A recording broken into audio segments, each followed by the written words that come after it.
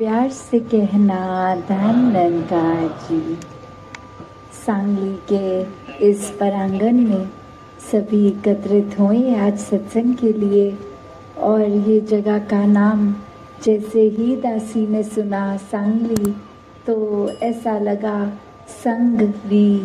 कि कैसे इस परमात्मा का संग हर किसी ने किया हुआ है और हर कोई जिसने भी इस ब्रह्म ज्ञान से, इस निराकार दातार जिस नाम से भी हम संबोधित करना चाहें, एक ही सच है, एक ही परमात्मा है और पूरी कायनात इसी की बनाई ये रचना। और कैसे ये कादर अपनी कुदरत में छिपा हुआ है, हर चीज़ में, हर जर्रे जर्रे, पत्ते पत्ते में मौजूद है। जिस तरह अगर हम कोई पेंटिंग देखते हैं तो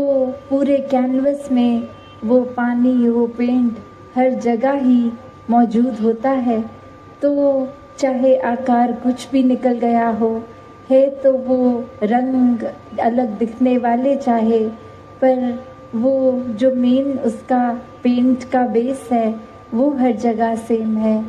तो ऐसे ही इस परमात्मा ने जहाँ पूरे संसार में, पूरे ब्रह्मांड में अलग अलग चीज़ों की रचना की, वहीं इंसानों में भी चाहे शक्ल, आकार, कल्चर, बोली, भाषा, खाना पीना एक अलग अलग तरह का इंसानों का ये नज़र आता है, पर अंदर सभी के ये विराजित एक ही परमात्मा है। इसी से हम सब जुड़े हैं। तो बात यही कि भक्तों ने हमेशा से समझाया है कि इस जीवन में ये सांसें जब तक चल रही हैं इस मनुष्य के शरीर में, तो उसी समय इस परमात्मा की प्राप्ति हो सकती है, वरना किसी और योनि में ये संभव नहीं है।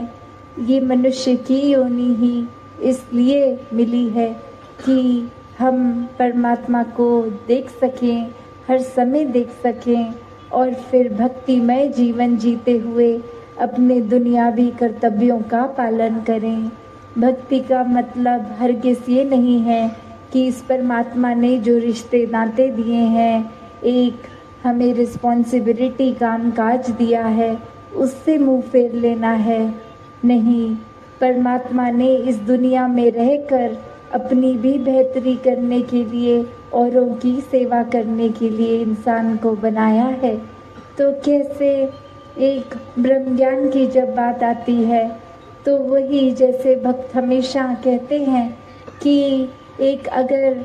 कोई चीज़ को किसी को हमने डिस्क्राइब करना हो, जैसे बोलते हैं कि एक चीनी, और जब तक किसी ने वो मुंह में ना डाली तब तक उसको वो पता नहीं, अगर पहली बार ले रहे हैं, कि वो स्वाद कैसा है। चाहे शब्दों में कितना भी समझा लें, वो पूरा एहसास तो जीभ पे लग के ही होता है। और ऐसे ही अगर ब्रह्म ज्ञान प्राप्त कर लिया है या आगे अभी जिज्ञासु अवस्था है, अभी अपनी आत्मा को परमात्मा से मिलाने का सोच ही रहे हैं, तो दोनों ही केस में एक ये बात वैसी कि हमने ये तो अगर नाम ले लिया जाए कि भोजन खाने से पेट भरता है, पर सिर्फ वो नाम तक ही बात ना रहे, वो वाक्य ही भोजन को अपने मुख में डालना होता है पेट भरने के लिए। तो अगर ये पता है एक भोजन परोसा गया है, टेबल पे पड़ा है, ये हमने जान लिया और वो भोजन स्वीकार ना किया तो भूखे पेट ही रह जाएंगे। उसी तरह इस परमात्मा का नाम तो ले लिया, पर इसको जाना नहीं, इसका एहसास नहीं किया, तो फिर ये जीवन व्यर्थ ही बीत गया। कैसे जीवन में हर किसी के एक, जब से जितना ज़्यादा इस परमात्मा के करीबी हम हो जाते हैं, ये एहसास लेकर और फिर जीवन में इसी एहसास के साथ पल पल रहते हैं, तो ये भक्ति भी हर समय की होती चली जाती है। स्वभाव भी संत प्रवृत्ति वालों का एक शांत, एक प्यार वाला, एक सहनशील, विशाल दिल, अपनत्व का भाव, ऐसे अनेकों गुणों से जिसको मानवीय गुण बोलते हैं, युक्त हो जाते हैं। ये कोई सिखाने की ज़रूरत नहीं पड़ती, ये खुद ब खुद जैसे एक पानी का संग कर लेते हैं तो प्यास बुझ जाती है, वैसे ही एक अगर ब्रह्म ज्ञान लेकर इस परमात्मा को देख लेते हैं तो जीवन भर ये एहसास चलता है। फिर चाहे हम सो रहे हों, उठ रहे हों, ड्राइव कर रहे हों, कार्य कोई अन्य कर रहे हों, ये मन में बसा परमात्मा हमें अंदर से इतना शांत कर देता है, क्योंकि ये परमात्मा स्थिर है, हर जगह है, हमेशा से था, हमेशा रहेगा। और एक संसार में जन्म लेके मनुष्य अगर अपने मन को अस्थिर माया रूप वस्तुओं से, रिश्ते नातों से जोड़ लेता है तो कहीं ना कहीं जो शरीर कोई रिश्तेदार बन के आए हैं उन्होंने एक ना एक दिन जाना है। और ऐसे ही कोई अगर आज गाड़ी है कल वो पुरानी हो जाएगी, हर तरह ये माया का रूप बदलता रहता है। तो अगर मन को सिर्फ और सिर्फ इन अस्थिर चीज़ों से जोड़ लिया तो मन को स्थिरता नहीं मिल पाएगी। मन को स्थिरता तो सिर्फ इस स्थिर परमात्मा से ही जुड़ के मिलेगी। तो जिन्होंने अपना जीवन स्थिर कर लिया अंदर से बाहर तक, वो ही एक भक्त होते हैं। अपने जीवन को फिर महकदार वो खुद कर लेते हैं, किसी को कहना नहीं पड़ता कि ये भक्त हैं, उनके आचरण में ही वो झलक जाता है कि वो प्रभु प्रेमी है। तो ऐसे ही अगर हमारे जीवन में कुछ ना कुछ कारण से हम अगर परमात्मा को भूल रहे हैं और वहीं हम जगह दे रहे हैं विकारों को हमारे अंदर आने के लिए, एक स्वभाव सबसे पहले चिड़चिड़ा भी हो जाएगा। एक हम अपने फायदे की ही बस सोच रखकर दूसरे को दबाने में भी, अपने आप को श्रेष्ठ बनाने में ही एक समय निकाल देंगे।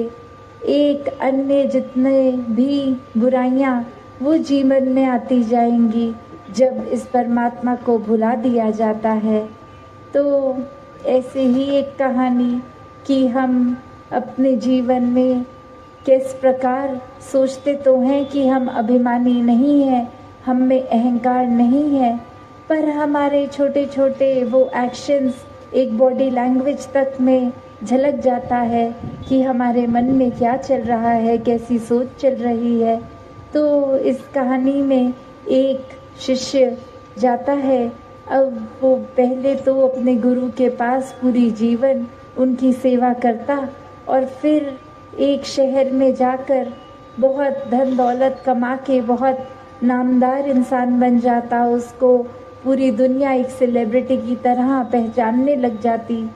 तो कैसे वो कुछ सालों बाद वापस अपने गुरु के पास सब आया और एक बहुत ही पैसों से भरी बोरी एक सामने रखी कि वो उस तरह रखते ही वो गुरु ने अपने शिष्य को देखकर कहा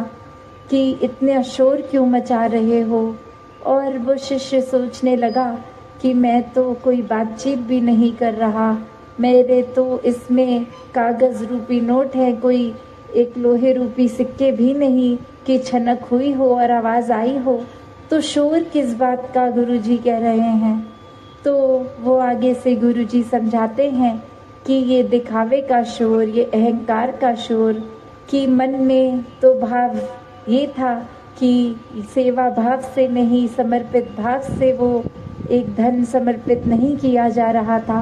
पर ये दिखाने वाले कि मेरे साथ जो सेवा करते थे वो वहीं के वहीं रह गए हैं, मैंने संसार में कितनी उपलब्धि ले ली है, एक मेरी एक महिमा हो गई है, मैं कोई इम्पोर्टेंस रखता हूँ इस दुनिया में, मुझे पहचानने वाले बहुत हो गए हैं। तो ऐसा भाव वो जब गुरु ने उस लिए ही पहचान लिया क्योंकि एक वो झलक गया मन का भाव। तो कैसे चाहे वो शोर रूप तो आवाज़ नहीं आई, पर फिर भी वो अहंकार का शोर और ऐसे न जाने कितने ही शोर हम इंसान अपने अंदर पाल लेते हैं। हमें पता भी नहीं लगता अक्सर कि एक हमारा कोई व्यवहार ही किसी और को दिल को एक तड़पा रहा है। हमारा व्यवहार एक किसी और के लिए नुकसानदायक बन रहा है।